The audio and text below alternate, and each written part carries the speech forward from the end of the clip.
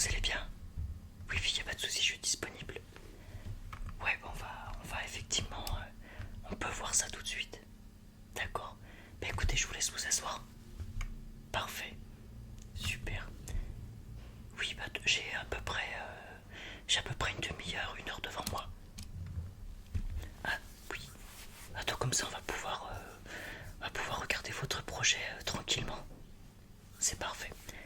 Bon, bah écoutez, on va commencer. Je vais d'abord prendre les informations des voyageurs. Ok.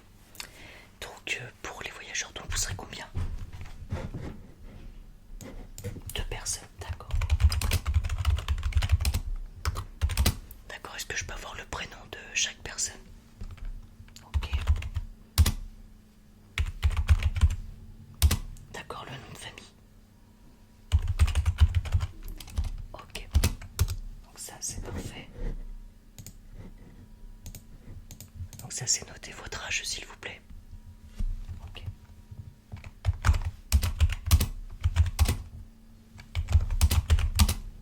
Et votre date de naissance également.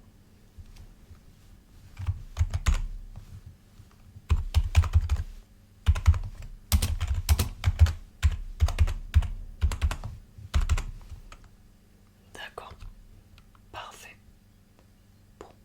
J'ai pas besoin de plus d'informations là, c'est vraiment pour avoir une idée du coup, parce qu'en fonction de l'âge et du nombre de personnes, ça peut avoir un budget différent en fonction de votre destination. Est-ce que déjà vous aviez un choix pour le pays ou le continent que vous souhaitiez visiter? Oui. Alors oui et non, d'accord. Donc là vous êtes plutôt ouvert si je comprends bien. D'accord. Je vais regarder un petit peu ce que j'ai, je vais voir ce que je peux vous proposer à ce niveau-là. Donc plutôt les pays chauds. On n'est pas sur des pays froids. D'accord. Je regarde tout de suite.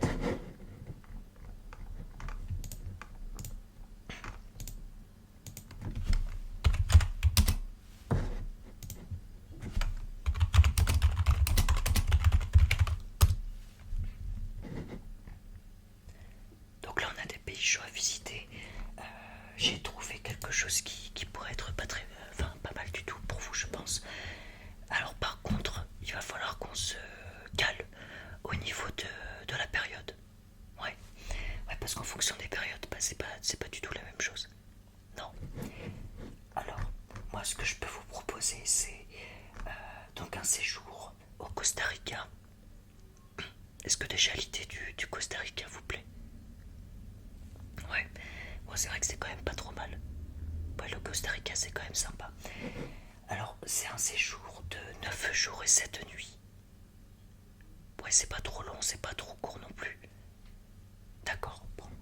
Déjà sur ce point-là, on est d'accord. Ensuite, moi ce que je peux vous proposer, donc c'est un voyage organisé. Donc c'est-à-dire qu'on a quelques activités à vous proposer en termes de lieux, d'hôtels. Je vais regarder dans le détail ce qu'on peut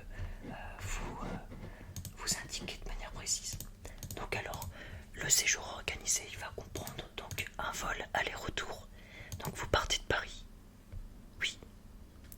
Bon, vous êtes à côté de Paris, donc c'est parfait. Donc on part de Paris et vous revenez du coup de San José. San José, si je fais pas l'accent. Ouais, bah c'est pas mal. Donc, le service offre un transfert privé de l'aéroport vers l'hôtel à San José. Ok. Vous avez ensuite une location d'un 4x4 pendant une semaine, qui vous permet justement de vous rendre à vos diverses destinations. Je vous en parlerai juste après. Ensuite, on a 7 nuits en hôtel. Parce que c'est 9 jours, 7 nuits. Donc une location d'une semaine pour un 4 roues, un 4x4. Excusez-moi, j'ai perdu le mot. Et donc après, on a 7 nuits en hôtel. Donc c'est des hôtels partenaires dans différentes villes. Et vous avez le petit déjeuner inclus. D'accord. Ensuite, vous bénéficiez d'une visite guidée en groupe pour certains lieux déjà, dans l'idée générale du voyage, ça vous tente? Ouais, ça vous plaît comme ça? Bah, c'est cool alors, c'est déjà une bonne nouvelle. Donc après, pour le budget, on y reviendra tout à l'heure. Parce que je veux d'abord vous présenter les activités, il va falloir me dire si ça vous plaît. Et ensuite, je vous indiquerai le budget pour qu'on puisse effectivement peut-être ajuster en fonction du budget les activités possibles. D'accord? Ok. Alors on continue. Donc par rapport au budget notamment, ça varie en fonction de la saison. Donc on va aller regarder au niveau de la saison au Costa Rica.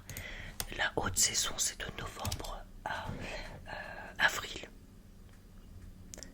Donc alors l'idéal, si vous voulez payer un petit peu moins cher, il faudrait peut-être prévoir par rapport au mois de mai, entre mai et octobre. Surtout septembre-octobre, c'est pas très cher. Oui.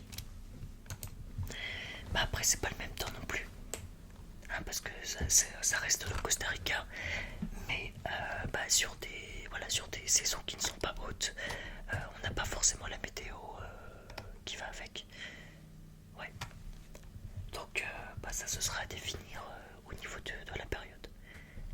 Ok, vous savez à peu près déjà, donc ça serait plutôt, vous pourriez faire plutôt à partir d'août, du mois d'août. Est-ce qu'on peut être à cheval sur septembre ou pas? Comme ça permettrait, quitte à avoir une semaine en août et une semaine en septembre. Enfin, je parle du nombre de jours pour le séjour. Comme c'est 9 jours, 7 nuits, on peut faire dépasser sur les 2 semaines. Ok. Bon, on va essayer de faire comme ça. Donc ça c'est pour effectivement la période de l'année. Donc après, au niveau des températures, c'est plutôt constant toute l'année. Ça peut varier entre 18 et 30 au niveau de la partie centrale. Donc après, la partie là qui n'est pas la haute saison, on va dire que c'est la période verte, ce qu'on appelle la saison verte.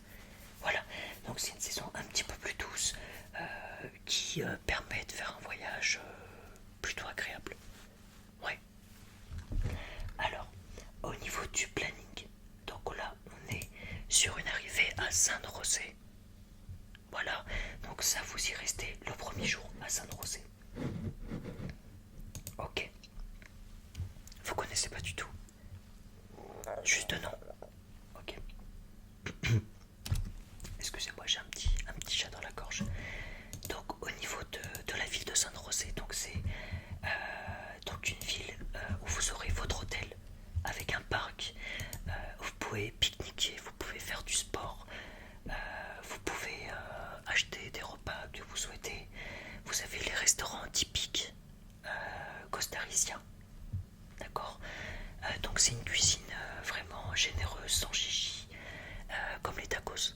Ouais, c'est plutôt ça là-bas, donc c'est très sympa. Ce qu'on appelle chez eux le casado. Donc c'est un plat typique. Ouais, je vous inviterai à tester si vous y allez. Et en fait c'est tout un assortiment qui est très équilibré. Un assortiment qui est vraiment très équilibré avec de la viande, de la salade, des haricots. Donc voilà, c'est quand même une cuisine qui est plutôt agréable. Oui, oui, oui. Ok, c'est parfait. Et accessoirement, c'est quand même plutôt très joli. Donc, on a une atmosphère qui est quand même particulière. Au niveau du Costa Rica, d'accord. Donc là, c'est pour la première journée. Vous arrivez tranquillement, vous mangez vos tacos, et ensuite il faut se préparer pour les journées 2 et 3, d'accord. Ouais. Donc là, vous prenez votre 4x4 et vous allez, vous faites 200 km. Ouais. Et vous allez à Turrialba. Alors excusez-moi, je l'ai peut-être pas très bien dit. Turrialba. Voilà. De toute façon, je vous enverrai un petit résumé, un devis avec toutes les étapes. Comme ça, vous aurez vraiment tout de noter de manière précise. Alors, donc, avec la location du 4x4, donc c'est une zone volcanique. D'accord. Donc là, il y a un volcan qui est à peu près à 3400 assez haut, vous avez la possibilité de vous garer sur un parking tout en bas du volcan. Voilà, donc c'est prévu pour ça. Vous avez à peu près une dizaine de minutes de marche pour arriver au magnifique lac Émeraude. Ouais. C'est un lac qui est assez connu parce qu'il est proche du volcan. C'est dans la zone volcanique et c'est magnifique. Donc il y a 10 minutes de marche, le lac Émeraude, et vous avez la vue avec le volcan. Ouais, c'est pas mal. Ouais, ça vous donne envie. Et là, du coup, on est sur pour les jours 2 et 3. Donc sur ces 2 journées, vous avez largement le temps d'aller au lac. Ensuite, vous avez à disposition soit l'hôtel, soit des maisons d'hôtes qui sont spécialisées et donc qui sont très agréables. Donc c'est dans des familles qui sont là depuis plus d'une centaine d'années pour faire visiter leur partie de Costa Rica. Ok. Et donc effectivement vous avez là-bas tout ce qui est récolte de fruits, de cerises. Et donc ça peut être sympa de voir un petit peu la verdure, les paysages avec tous ces éléments. Ok. Donc là c'est sur 2 jours. Après vous avez, après je parle pas de toutes les spécialités qu'il y a à chaque fois. Là ce sera à vous peut-être de chercher un petit peu. Moi je vous guide de manière générale. Je vais pas vous forcer à faire des choses que vous ne voulez pas faire. Là, comme ça vous laisse de la liberté. On vous propose quelques petites choses, je vous donne des indications, des adresses. Après vous êtes libre. Nous on est là juste pour organiser on va dire le cadre du voyage. Après pour le reste c'est à vous de profiter. Et je pense qu'on préfère ça. Ouais. Donc là c'est pour les jours 2 et 3. D'accord. Donc ensuite on reprend le 4x4. Et là on part pour 3 jours. Les jours 3, 4. Alors non, les jours 4, 5 et 6. Donc dans la région de Cahuita. Exactement. Donc c'est à peu près 160 km et vous avez 3 heures de route. Ouais. Donc alors, là on est directement sur la côte caribéenne. D'accord. Donc c'est pas du tout le même décor, c'est pas du tout la même ambiance. Ça rappelle un petit peu la Jamaïque. Vous savez, dans l'esprit voilà, du paysage jamaïcain. Et donc vous avez tout ce qui est bungalow avec les toits de chaume. Donc c'est vraiment typique de cette partie-là. Et donc c'est très très intéressant, effectivement. Donc vous avez des jardins tropicaux, vous avez la plage, vous avez tout ce que vous voulez. Exactement. Là on est vraiment sur une partie nature. Là c'est vraiment la partie nature. On est dans la découverte. Vous pourrez admirer même quelques animaux, notamment les singes hurleurs. Oui, exactement, oui, puis il y a une localisation de singes, et donc c'est la famille des singes hurleurs, qui sont réputés du coup pour effectivement être très très reconnaissables par leur cri. Ouais. Ouais, c'est hyper sympa. Ensuite, vous avez effectivement tout ce qui est... enfin, niveau restauration, lieu de visite, vous avez tout ce qu'il faut. Oui, oui, oui, vous avez tout ce qu'il faut, c'est largement suffisant. Exactement. Est-ce que vous avez des questions? Oui, d'accord, je vais les noter. Parce que si vous avez plusieurs questions, c'est plus facile pour moi de noter. Oui, tout à fait. Oui. Oui, comme ça, après je vous fais un compte rendu. Après, on fera un petit débrief ensemble un peu plus tard si vous voulez. D'accord. Alors, première question. D'accord.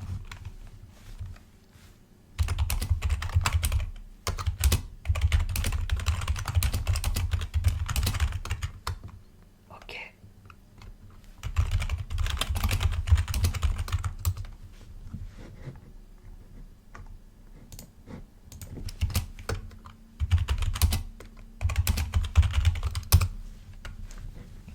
Ça c'est noté aussi.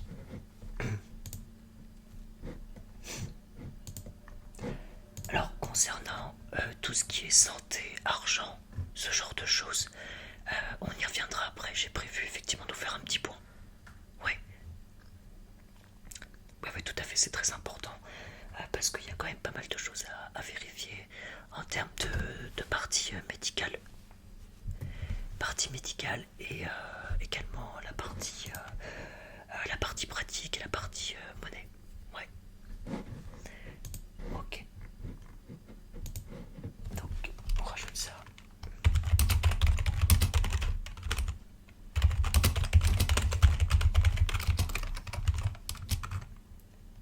Voilà.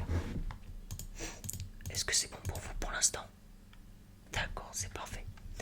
Bah écoutez, hein, si vous êtes toujours là, n'hésitez pas à vous abonner.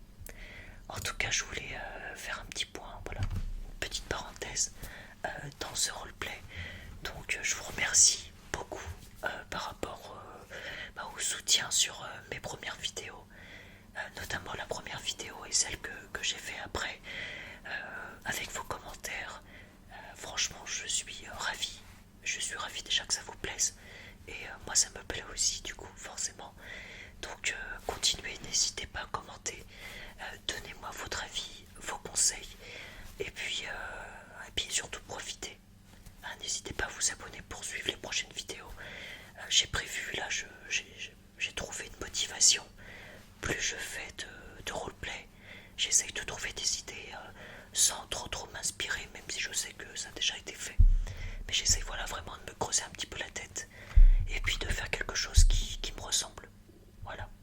Donc en tout cas, je vous remercie. Merci beaucoup. Ça me fait vraiment plaisir. Et puis, on va reprendre tout de suite hein, pour le roleplay. Voilà, fin de la parenthèse. Merci beaucoup. Ok. Donc là, on était au niveau de la dernière partie du voyage. Donc pour les jours 7, 8, 9. Donc là, on arrive dans la région de Rossi. Ok. Donc c'est une région qui est plutôt vallonnée. Voilà. Donc là, on est encore sur un paysage différent. On a des lacs. Voilà. On peut faire de la balade à vélo, de la balade à pied. On a des plantes tropicales. Ouais. On a un parc national. Voilà. On a un refuge. Voilà. Donc il y a un refuge spécialisé pour un oiseau rare qui s'appelle le quetzal. Voilà. Donc c'est un oiseau très rare qui peut se montrer lors de vos randonnées.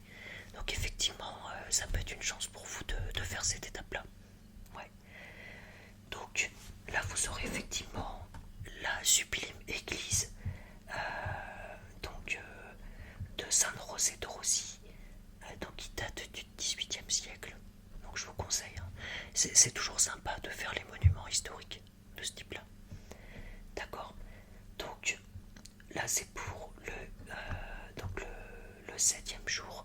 Le 8e jour, vous ne pourrez pas faire grand-chose parce que le 8e jour, il faut revenir à San José. Donc vous avez à peu près 1h15 de route. Ok. Et après, vous avez le vol de nuit pour repartir en France. Donc il se trouve le lendemain matin. Enfin, le lendemain matin. Le 7e jour, vous faites la journée.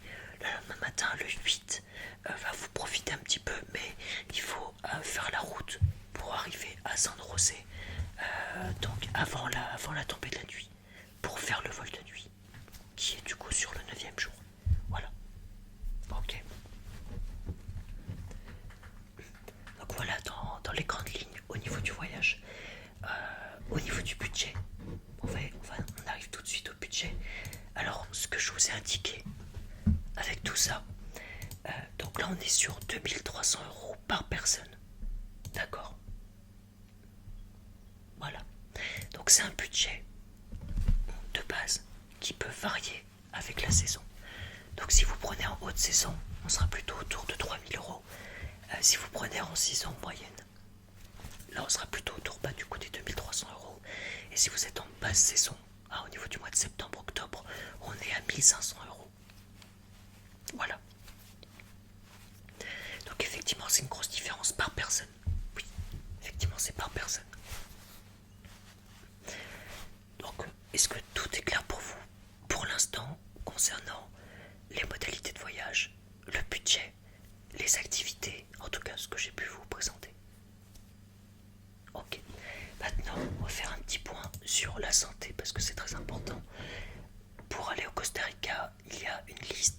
vaccins obligatoires. D'accord? Donc je vais vous transmettre la liste des vaccins obligatoires par mail juste après notre entretien. Ok. Maintenant, on a des vaccins qui sont conseillés. D'accord? Tout ce qui est rougeole, paludisme, ce genre de choses, bien penser à faire le rappel des vaccins. D'accord, je sais que des fois on peut oublier. Moi-même, je ne l'ai pas fait, c'est pas bien du tout. Donc moi je peux pas partir au Costa Rica. Ok. Donc vous avez effectivement, voilà, prenez le nécessaire d'assistance au cas où vous avez une blessure, quoi que ce soit. Parce que c'est vrai que le niveau sanitaire au Costa Rica n'est pas le même qu'en France. Donc ça, il ne faut pas le négliger, hein, c'est une réalité. Donc prenez le nécessaire pour effectivement avoir toujours quelque chose sur vous au niveau de la propreté. Dans les hôtels, dans les habitations, ça devrait aller. Mais dans les lieux publics, dans ce genre de choses, voilà, c'est comme partout, hein, finalement. Toujours avoir un petit quelque chose, on ne sait jamais. Ok. Parfait. Maintenant, là, on est plutôt sur la partie du coup argent, hein, la partie dépenses de monnaie sur place. Et donc là, effectivement, la monnaie du Costa Rica, c'est le colon. D'accord? Donc, ou alors le dollar américain, hein, qui peut être utilisé pour la plupart de vos achats. Je pense que le dollar américain suffira. Parce qu'en fait, c'est quasiment la seconde monnaie nationale. Et donc, qui permet de payer la grande majorité des achats. Donc, je pense que pour les touristes, comme vous, du coup, ça ne posera pas de problème. Du coup, il n'y a pas vraiment besoin de s'embêter à changer avec la monnaie locale, sauf si vous voulez, voilà, acheter des choses dans des lieux qui sont pas du tout touristiques. Ouais, d'accord. Pour les moyens de paiement, je vous conseille la carte bancaire internationale qui marche dans la plupart des magasins. Toutefois, prévoyez, comme je viens de vous dire, de la petite coupure pour tout ce qui est plage, village, ce genre de choses. Ensuite, donc au niveau du coup sur place, le Costa Rica, c'est pas extrêmement cher. C'est pas non plus donné. C'est pas extrêmement cher non plus. Donc effectivement, on est plutôt dans un bon rapport qualité-prix en termes de vie sur place. Voilà, un repas, c'est à peu près une dizaine d'euros. Voilà, un fast-food, ce genre de choses. Donc on est à peu près dans les prix en France. Après, on est quand même là sur des beaux endroits. Donc par rapport à la qualité des endroits, le prix sera pas si cher que ça. Ok. Voilà. Donc, là écoutez, je vais vous imprimer le devis. Et puis, je vous laisserai revenir vers moi, soit par mail, soit par téléphone, soit vous revenez à l'agence. Ok. Soit vous revenez à l'agence pour qu'on puisse faire le point. Et auquel cas, valider le devis pour mettre en place le séjour. D'accord, je vais prendre votre adresse mail. Comme ça, je vous enverrai tout ça par mail. Ok.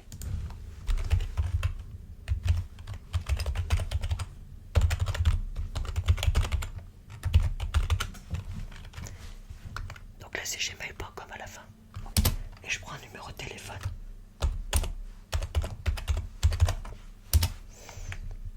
Je l'ai déjà pris au début. Ouais, je préfère confirmer. Comme ça, on est sûr. Ouais. Écoutez, moi, ça me semble parfait. Est-ce que tout est clair pour vous? Oh, c'est parfait. Écoutez, c'est avec un grand plaisir. Je suis toujours disponible. N'hésitez pas à m'envoyer du coup un mail. C'est mon mail professionnel. Je suis toujours disponible. Donc, n'hésitez pas. Je vous laisse le temps de réfléchir. Et puis après, vous revenez vers moi. Ok? Ça marche. Écoutez, je vous remercie. Je vous souhaite une très bonne fin de journée. Merci à vous. Au revoir, messieurs, dames.